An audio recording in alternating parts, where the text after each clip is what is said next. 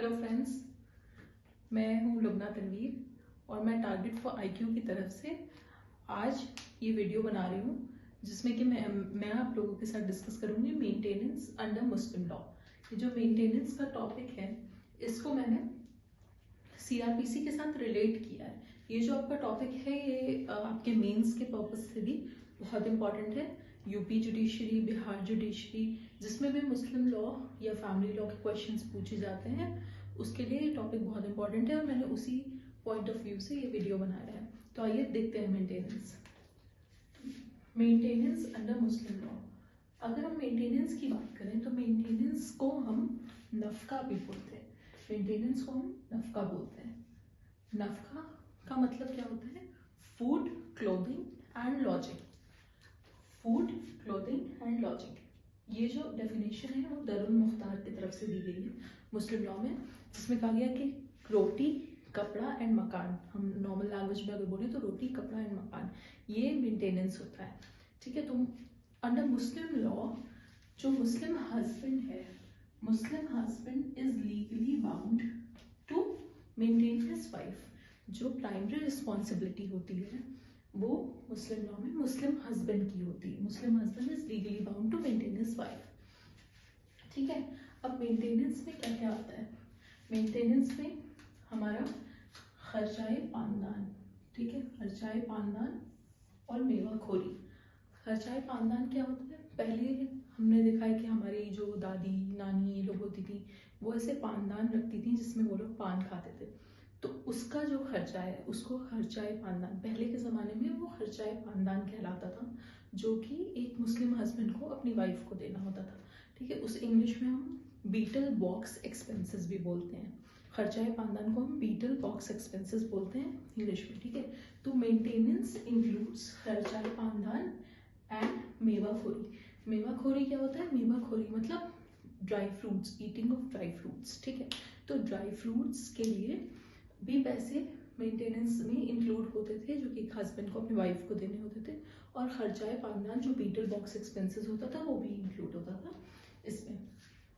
तो अब के आजकल के ज़माने में हम इसे पॉकेट मनी भी कह सकते हैं। आजकल के ज़माने में लोग हस्बैंड जो होते हैं अपनी वाइफ को पॉकेट मनी देते हैं, तो वो पॉकेट मनी पहले के ज़माने में खर्चाए पानदान और मेवाखोरी कहलाती थी। ठीक है, ये तो हो गया हमारा मेंटेनेंस की डेफिनेशन। अब हम आगे बढ़ते हैं, जिसमें कि मैंने मुस्लिम लॉ को सीआरपीसी के साथ कनेक्ट किया है। तो यहाँ पे देखिए, मुस्लिम लॉ में जो मेंटेनेंस का कॉन्सेप्ट है वो हमारा अप टू इद्दत पीरियड। ठीक है, अप टू इद्दत पीरियड। इद्दत पीरियड क्या होता है? इद्दत पीरियड होता है जब मुस्लिम लॉ में अगर किसी हस्बैंड ने अपनी वाइफ को डिवोर्स दे दिया है या किसी हस्बैंड की डेथ हो गई है, तो कुछ टाइम पीरियड होता है जो कि 3 मंथ्स या फिर कुछ केसेस में 4 मंथ्स एंड 10 डेज का होता है, जिसमें कि वाइफ को सेक्लूजन में रहना पड़ता है, ऑब्जर्व करना होता है वो इद्दत पीरियड। तो मुस्लिम लॉ में मेंटेनेंस जो है वो हस्बैंड को सिर्फ इद्दत पीरियड तक ही देना है। ये प्रोविजन है मुस्लिम लॉ के अंदर की इद्दत पीरियड। लेकिन जब हम देखते हैं कि सीआरपीसी में जो 125 जो सेक्शन है वो इंट्रोड्यूस हुआ, ठीक है, तो 125 सेक्शन क्या कहता है? Maintenance to divorced wifes also. ठीक है, तो मेंटेनेंस सेक्शन 125 में जो डिवोर्स्ड वाइफ्स है वो भी इंक्लूडेड है मेंटेनेंस के लिए। ठीक है, तो अब हम देखते हैं ये इनहेरेंट एक तरह का कॉन्फ्लिक्ट हो गया हमारा मुस्लिम लॉ और सीआरपीसी में।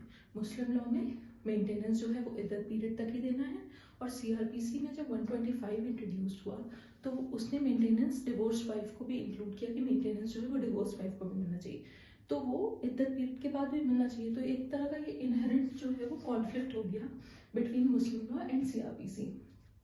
ठीक है, तो अब इस कॉन्फ्लिक्ट को हम पढ़ेंगे। ठीक है, तो मैंने ये जो आपका ये कॉन्फ्लिक्ट है इसको मैंने 3 पार्ट में डिवाइड किया है। First is pre Shahbano approach. ठीक है, it is pre Shahbano approach. Second है शाहबानो अप्रोच। थर्ड है पोस्ट शाहबानो अप्रोच। ठीक है, तो शाहबानो केस बहुत ही फेमस केस है मुस्लिम लॉ का, हमें पता है। ठीक है, जिसमें कि शाहबानो जो एक लेडी थी वो 65 ईयर्स ओल्ड एक लेडी थी जो कि सुप्रीम कोर्ट में गई थी। उन्होंने सुप्रीम कोर्ट का दरवाज़ा खटखटाया था for maintenance and for her mehr, जो कि उनके वाइफ उनके हस्बैंड ने उनको तलाक दिया था और उसके बाद उन्होंने मेंटेनेंस के लिए सूट फाइल किया था। तो सुप्रीम कोर्ट का ये बहुत ही लैंडमार्क जजमेंट है शाहबानो केस, जिसको शाहबानो केस के नाम से जानते हैं।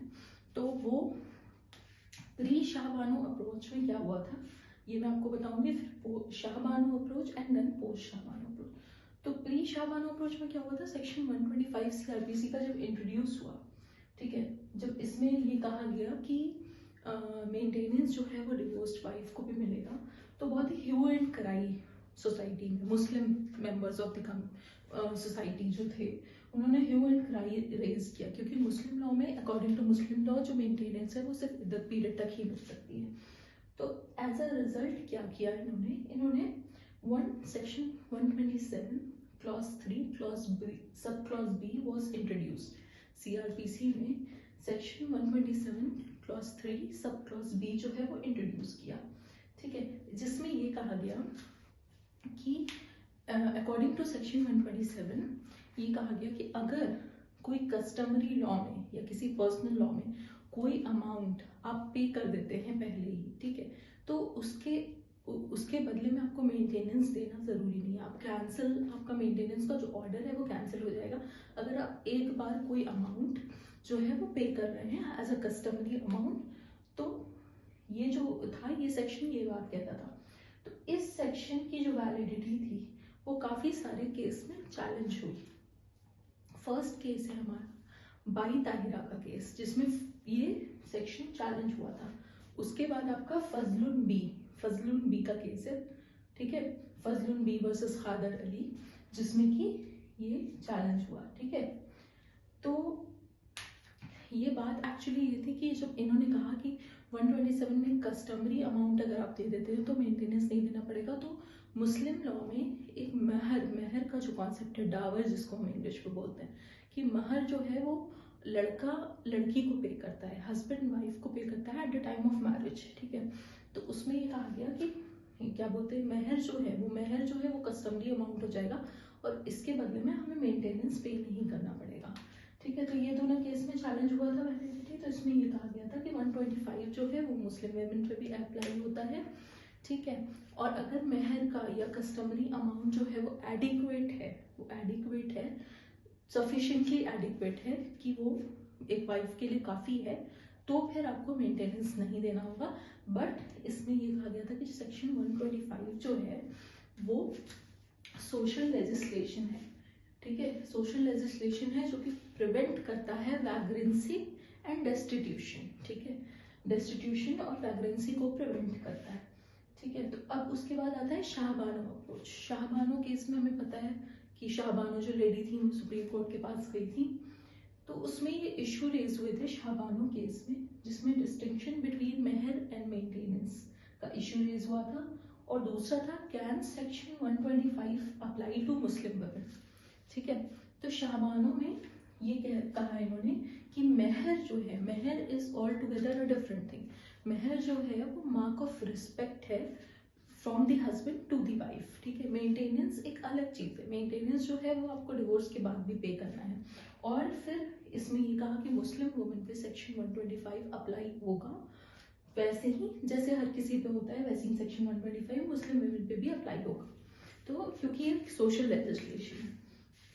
तो जब ये शाहबानो वाला केस हुआ, उसका जजमेंट आया, उसके बाद बहुत कंट्रोवर्सी रेज हुई, ठीक है, पोस्ट शाहबानो बहुत कंट्रोवर्सी रेज हुई। तो गवर्नमेंट ने क्या किया, गवर्नमेंट ने Muslim women protection of rights on divorce act 1986 लेके आए। Muslim women protection of rights on divorce act 1986। ये जो एक्ट था ये एक तरह से शाहबानो जजमेंट को डाइल्यूट करने के लिए लेके आया गया था। इसमें ये कहा गया जो लाइबिलिटी है वो हस्बैंड से शिफ्ट करके रिलेटिव्स और वक्फ बोर्ड की बना दी गई, ठीक है। अगर कोई वाइफ जो है वो इद्दत के बाद अनेबल है टू मेंटेन हरसेल्फ, तो उसकी जो लाइबिलिटी है वो शिफ्ट कर दी गई रिलेटिव्स पे, कि रिलेटिव्स पहले उसको मेंटेन करेंगे एंड सपोजिटली अगर उसके कोई रिलेटिव नहीं है तो वक्फ बोर्ड जो होता है वक्फ बोर्ड उसको मेंटेन करेगा। तो एक तरह से ये जो लाइबिलिटी है वो सोसाइटी पे शिफ्ट कर दी गई, just to dilute the after effects of Shahbano judgement. फिर उसमें सेक्शन 3 में बोलता है कि फेयर एंड रीजनेबल प्रोविजन जो होगा, फेयर एंड रीजनेबल प्रोविजन वो प्रोवाइड करना होगा to the from the husband to the wife. Fair and reasonable provision की बात की गई, तो फेयर एंड रीजनेबल प्रोविजन जो है वो काफ़ी सारे जजमेंट्स में उसको डिफाइन करने की कोशिश की गई है, काफ़ी सारे जजमेंट में कि इसका मतलब क्या होता है। तो आखिर में जो जजमेंट इम्पॉर्टेंट है हमारा वो है Danial Latifi versus union of India. तो Danial Latifi versus union of India के केस में ये जो कंट्रोवर्सी थी वो सेटल हो गई थी। इसने ये कहा था कि फेयर एंड रीजनेबल प्रोविजन जो है उसका मतलब वो इंक्लूड करता है मेंटेनेंस आफ्टर इद्दत पीरियड ऑल्सो। तो अभी तक ये चल रहा था, कंट्रोवर्सी ये चल रही थी कि इसमें मेंटेनेंस बिफोर इद्दत पीरियड है या आफ्टर इद्दत पीरियड है, बट इस दानियाल लतीफ़ी के केस के बाद ये सेटल हो गई कंट्रोवर्सी कि जो मेंटेनेंस है वो आफ्टर इद्दत पीरियड भी है। तो ये हमारा एक ओवरव्यू था मुस्लिम मेंटेनेंस अंडर मुस्लिम लॉ का। Hope you have like the video. Thank you so much.